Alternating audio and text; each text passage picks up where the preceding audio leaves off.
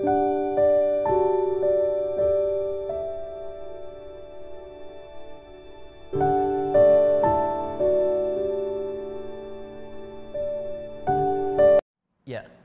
sabar itu bukan diam.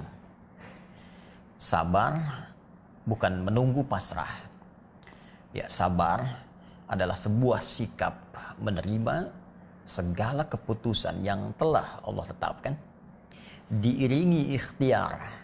Ya, catat kalimat ini. Diiringi ikhtiar untuk mengatasi hal dimaksud dan menyerahkan seluruh hasilnya kepada Allah Subhanahu wa taala untuk menerima ridhanya.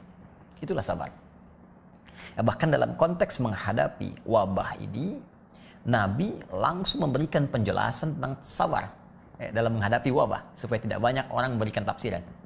Ya, kata Nabi dalam riwayat sahabat Amir bin Sa'id radhiyallahu taala anhu, beliau pernah menyampaikan qala Rasulullah sallallahu alaihi wasallam, fa idza waqa'a bi ardin fala tadkhulu alaihi wa idza waqa'a bi ardin fala takhruju firaran minhu.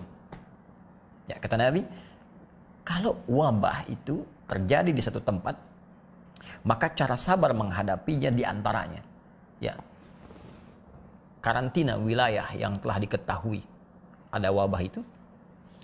Orang yang di luar wilayah jangan masuk ke situ.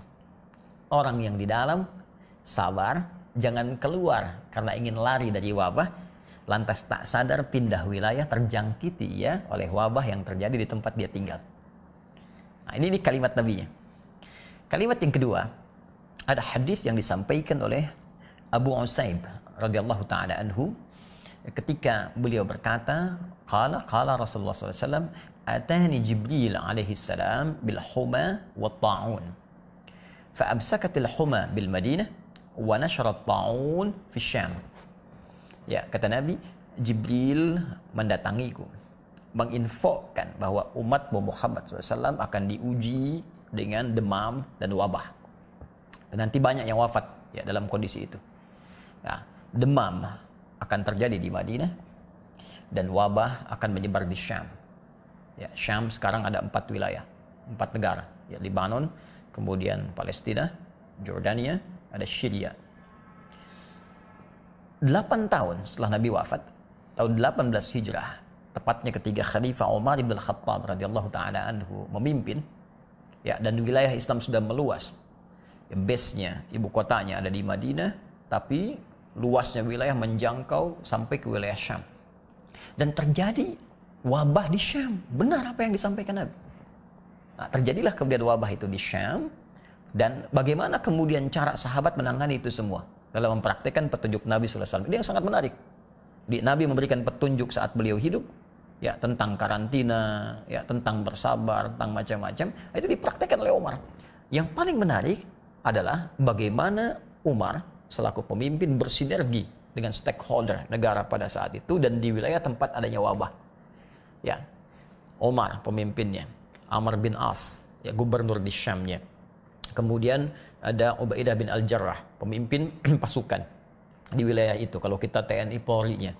Kemudian ada Mu'adz bin Jabal, ya, Mu'adz bin Jabal radhiyallahu taala anhu muftinya. Itu semua rapat. Ya, Abdurrahman bin Auf, ya, sebagai orang yang tahu informasi dari Nabi, ya, tentang hadis-hadis Nabi terkait wabah. Rapat semuanya.